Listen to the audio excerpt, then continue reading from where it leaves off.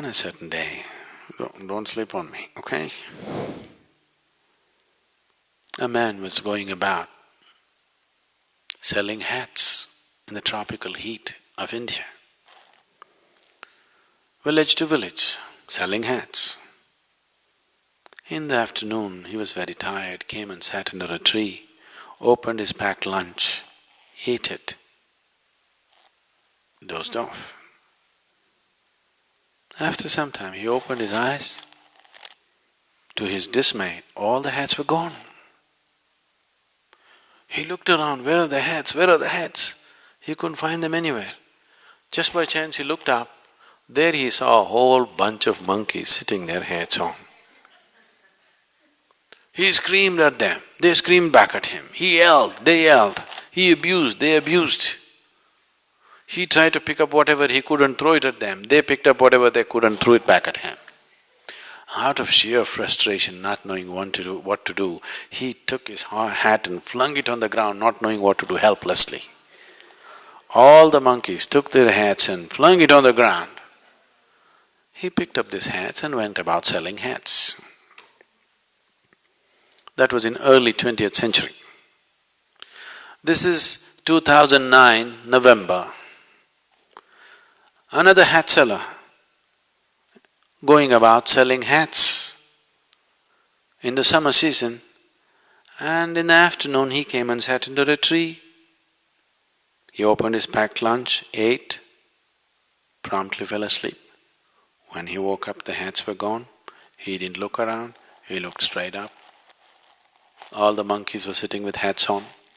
He got up and jived. They all jived with him.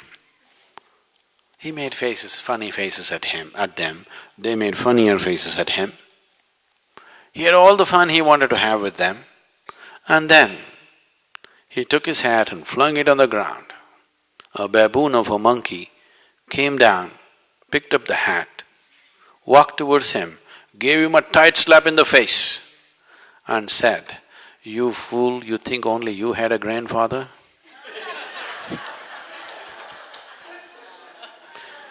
There is scientific evidence that monkeys are evolving. About human beings, there is no such thing. Because what is human cannot evolve unconsciously. When you were a monkey, I'm sorry, I did not say this, Charles Darwin, not me, okay? I am not calling you a monkey. Charles Darwin said, all of you were monkeys, your tail fell away and you became human. When you were a monkey, you did not desire, I want to be human. Nature just pushed you on. But once you become human, now either you evolve consciously or you stagnate, that's all the choice you have. From here, you cannot evolve unconsciously because now what you call as human is not an established state. Please see this. Every other creature has established states of what they are.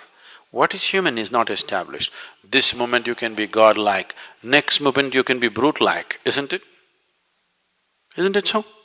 What is human is a flux. You can be anything you want, and this is the human being struggle. Right now, human beings are not suffering their bondage, they are suffering their freedom. You could choose to be anything you want right now, this moment.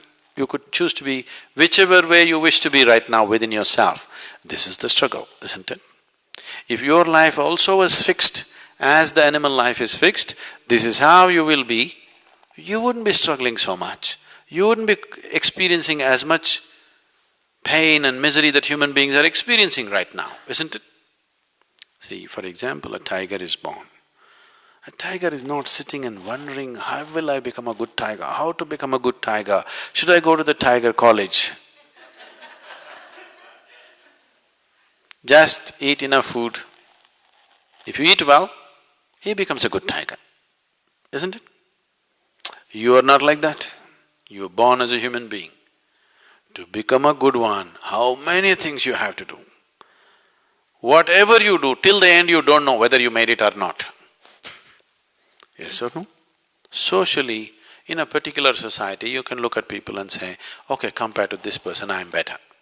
But by yourself, you do not know whether you are this way or that way, isn't it? Because what is human is not an established state.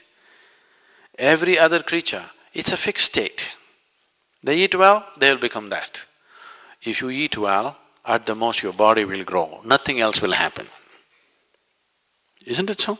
Everything else have to be strived for because nature has left you free to become whatever you want to become. And right now humanity is suffering its freedom, not its bondage. If you're suffering your bondage, it's bad enough, but it's okay. Because if you suffer your bondage, you will want to become free. If you suffer your freedom, it's a tragedy, isn't it? Isn't it so? Once you start suffering your freedom, it's tragic, because what is the way out of freedom? There's a way out of bondage. Where is the way out of freedom? I can bind myself. Please see in how many ways you're trying to bind yourself. You're trying to find a way out of freedom. There is no way out of freedom. There is a way out of bondage, but there is no way out of freedom, isn't it? Freedom is a benediction if you're aware. Freedom is a curse if you're unaware. So right now, don't curse your freedom, you just have to become more aware. Starting with this, how this works. If you become aware, then this freedom is such a fantastic thing. Such a beautiful thing it is. Because you could be whichever way you want. You could be whatever you want right now within yourself. No animal, no creature has this freedom except the human creature, isn't it? Isn't it so? Shall we exploit this or no? If you do not choose, if you remain a compulsive creature, you cannot call yourself a full-fledged human being. That's why I said it's an evolutionary problem.